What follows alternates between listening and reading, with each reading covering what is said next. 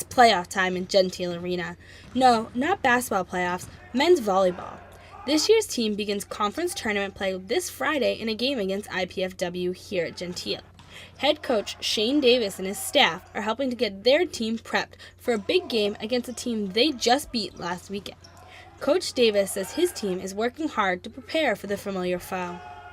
And be able to serve the ball pretty aggressively at them, which had a lot of success this past Saturday against IPFW. We had 10 aces and only 12 errors, which is a great ratio for us. So I think we're going to continue to serve well, pass well, and hopefully Dynas has another great match like he did last Saturday. The Dynas Coach Davis is referring to is sophomore Dynas Burzins. In last week's regular season finale against IPFW, Burzins nabbed a double-double with 15 kills and 12 digs to help lead the Ramblers to the win. It's been a long, tough season for the Ramblers. After starting the season with a 3-game losing streak, the team was finally able to pull themselves up and begin to win, but not consistently. It wasn't until mid-March that they really found their stride, but they haven't looked back since. And according to Burzins, this team is ready to put that long schedule behind them and move into the playoffs. Really good preseason and kind of slow start towards the beginning of the season, but then the last month or so we really picked it up, getting ready for playoffs. Right now, the team is on a roll. They have won 8 of their last 9 matchups and are planning to carry that momentum into the playoffs. The Ramblers are hard at work this week practicing for IPFW, and Burzin says that when it comes to big games like this, preparation is important. I think just staying healthy, using the training room, ice bath, just making sure everyone's good, and we're working a lot on just like basic skills in practice right now, just making sure everyone's ready to go. The Ramblers hope to continue to play far into the playoffs and win their first conference championship since 2005. But before they can reach for conference gold, they must first beat this week's foe. Bridget Sheeran, Loyola News, Chicago. Hey there, Rambler fans, and welcome to this week's edition of the Rambler Sports Locker. I'm Garrison Carr. And I'm Mary Sugden. Here's what's been happening in Loyola Athletics. Pitcher Brittany Gardner was on fire this past weekend, striking out 24 batters in Loyola's doubleheader sweep of Green Bay. Gardner is just 1 win short of her freshman career high of 14. The softball team lost a home series against the Cleveland State Vikings last weekend, 2-1. After losing both games of a doubleheader on Saturday, Gardner helped the Ramblers rebound by pitching a no-hitter on Sunday. Next up for the Ramblers softball team is a home game against Northwestern on Tuesday before traveling to Purdue on Wednesday. Eric Hoops and Alex Cusimano have been named Co-Horizon League Golfers of the Week, after the duo tied for second at the Detroit Titans Invitational with matching scores of 72. Hoops and Cusimano led the Ramblers in capturing first place against 13 teams. Men's golf competes in the Boilermaker Invitational this weekend in Indiana. The women's golf team tied for 5th place at the Dolores Black Falcon Invite last weekend. Senior Ann Verdolyak and freshman Alexandra Myers tied for 13th place overall. Loyola has one tune-up left before the Horizon League Championships when they host the Loyola Invitational this weekend. With a throw of 30.68 meters, Kelly Egan broke her own school record and was named the Horizon League Female Outdoor Field Athlete of the Week. This is the first time ever Egan has received the honor, and the 5th time this season a Rambler has taken the award home. Women's track has a meet this weekend in Iowa City. In other track news, Brendan Bond and Jillian Schwartz talked to distant runner Josh Stein about his stellar track season. Hi, I'm Jillian Schwartz, and I'm here with Josh Stein, senior. So here we are, last Thursday, senior year here at Loyola. Everything's coming to an end. Looking back, what are some of the highlights over the 4 years here? It's been a pleasure. It wouldn't have been doable to get through 4 years of this without like a good group of guys and girls to go to practice every day. The coaching staff through all 4 years has been really supportive. Through this transition, everything's gone as smoothly as possible. Getting to win a few races, a few conference titles, personally has been really exciting. It was too bad we couldn't ever make it to nationals, the cross-country team. But getting second place in indoor finally was something that I'll always keep with me. I'd say there's a Rambler spirit of getting it done however you can. The first 3 years, alumni gym, training on the boards, the homemade track by athletes, and just getting it done in a very unconventional space. This year, having to work around having no facilities. We've gotten great weather, which has been a blessing, but that's we had to learn quite a bit about working what we had, like doing run-ups in the parking structure to simulate hills.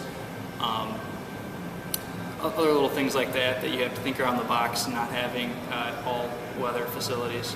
So what's one thing you hope to leave behind here as a little bit of your legacy?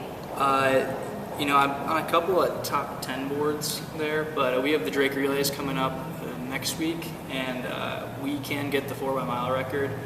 Myself, Danny Doherty, Jake Audio, and Sam Penzelstadler. Us four, we can get that 4x-mile record, and we got the conference meet coming up too, so hopefully score some points there. And if I could just be remembered as a nice guy who was a good leader, I'd really appreciate that from my teammates. Our Pat Luongo sat down with head men's basketball coach Porter Moser to discuss new recruits and singing in front of the Cubs faithful. Hey there, everybody. I'm joined here in the Norville Athletic Center with Rambler head coach Porter Moser. Coach, thanks for being here today. Sure, glad to be here. Coach, April 11th was the first day of the regular recruiting period for college basketball, and you guys got 2 letters of intent. Can you talk about Jeremy King and Devon Turk? Yeah, we're excited. We started out in the recruiting trail really targeting Illinois first and foremost. And when I got the job a year ago, we had 1 Illinois player in the whole roster, and we're the Loyola of Chicago. So that was something that Indiana, Illinois was going to be a priority. We signed right away. I signed Cully Payne from Illinois. We got Jeff Kiki White from Peoria. We signed 2 really good Indiana kids, Nick Osborne and Matt O'Leary. And then from there, we really targeted some really good academic schools, private Catholic schools, and we really were excited to find 2 kids from Houston at Westbury Christian, a great program. Devon Turk, they phenomenal history there at Westbury Christian. They've won a lot of state championships. Devon lost in the state championship game this year. He comes from a winning program, but he instantly is going to bring some tremendous shooting ability. I mean, he's 6'4", long, athletic, but he is by far one of the best shooters we evaluated. And we struggled. I knew going in when I took over this job, the roster that we inherited, we had, Ben Abercamp was our power forward, was our leading three-point shooter. And we knew we needed to increase some shooting ability from the guard spot.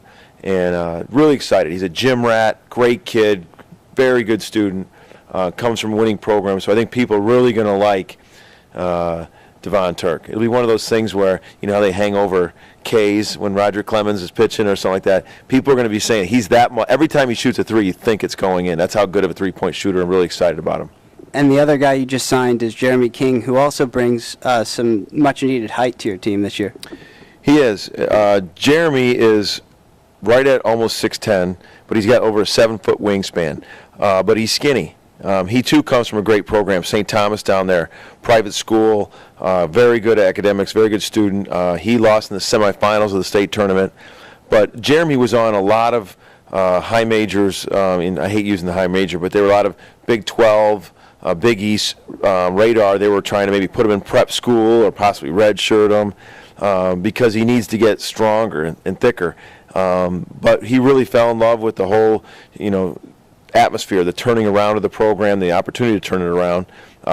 Private school, Catholic, good academics, and we're excited about him because he's going to be a guy that's going to, in a year or two, people might scratch their head and say, how did Loyola get this kid?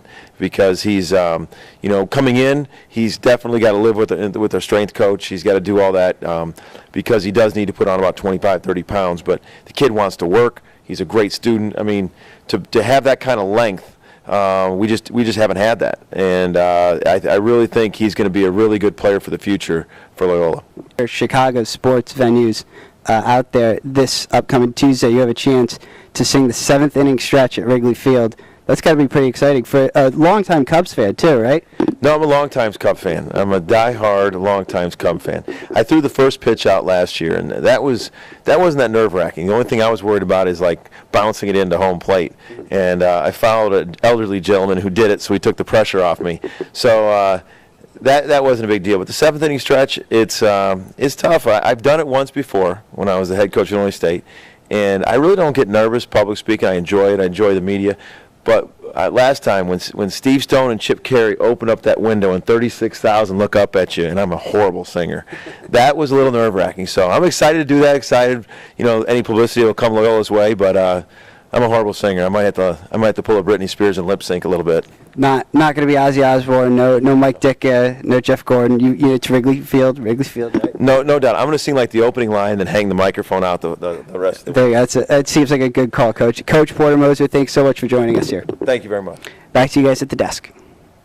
The Summer Olympics are almost here, and with them comes the recurring debate as to whether or not athletes should be compensated for their athletic endeavors. Our roundtable sits down to tackle the issue.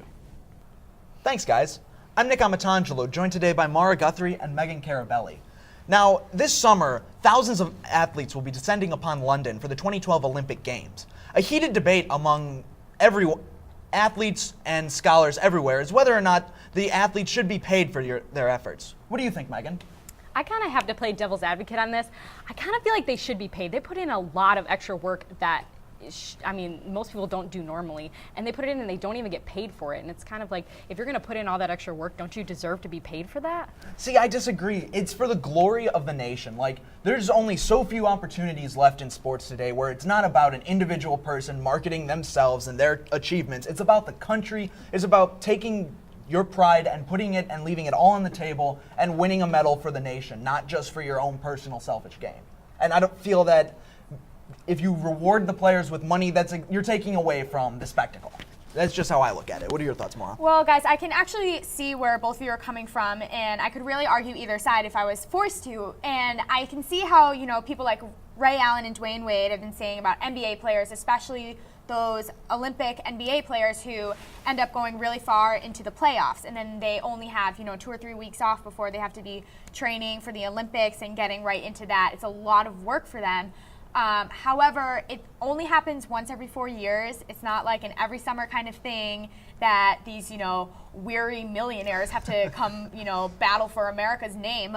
It's really, I think at the end of the day, about, like you said, Nick, about the country, about the Olympics, about the world coming together. And also from a fiscal standpoint, to me, it's not fair if we're going to pay Olympians for different players or different sports or people from different countries to be paid different amounts. And I don't see that there's any feasible way where every Olympic athlete could be paid the same amount. The IOC would never be able to pull that off. It wouldn't work out. I don't think it really matters how much Americans get paid in the Olympics compared to the other countries because it's such a separate thing. But another point to bring up is that all the marketing that they do, all the branding that they do, selling the Olympic jerseys, and they don't get money for any of that. They put themselves out there. They go to all these things. That's especially with the NBA players. They do bring in a lot of money with all that merchandise. They sell all those jerseys. But so are you saying that Dwayne Wade should get paid more than some girl on the gymnastics team or? Well, I don't necessarily think that, but I do think that.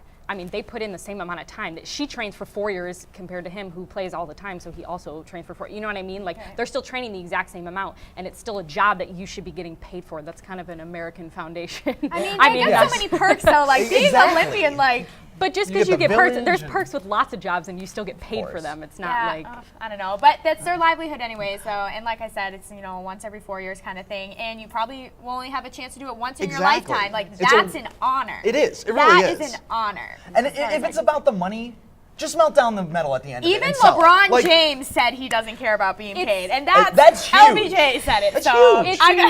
It's not about the money. It is about the money. It's exactly about the money. It's not necessarily about that. It's about all the time that you put in for not and you know what? Speaking for America's behalf, we appreciate all of you Olympic athletes for playing for us. So thank you. Good luck this summer. For Mara Guthrie and Megan Carabelli, I'm Nick Amatangelo. Back to you guys at the desk. Well, that'll do it for us here at the Rambler Sports Locker. Be sure to like our Facebook page and follow us on Twitter. I'm Mary Sugden. And I'm Garrison Carr. Thanks for stopping by the locker. Don't forget to turn out the lights.